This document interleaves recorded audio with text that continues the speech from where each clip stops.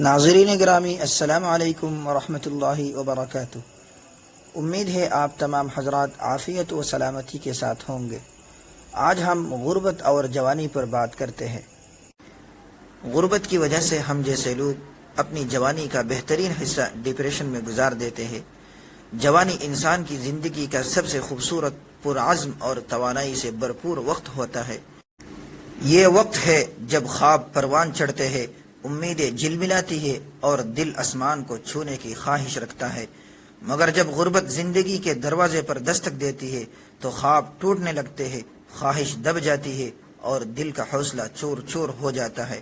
ایسے ہزاروں نوجوان ہیں جو صرف پیٹ کی آگ بجھانے کے لیے اپنی آرام گاہیں، اپنی خوشیاں اور اپنی خواہش قربان کر دیتے ہیں، جن کے کندھوں پر تعلیم حاصل کرنے کی بجائے گھر کا بوجھ ڈال دیا جاتا ہے۔ جو کبھی کتابوں میں کھو جانے کی خواب دیکھتے تھے، آج وہ بازاروں میں مزدوری کرتے دکھائی دیتے ہیں۔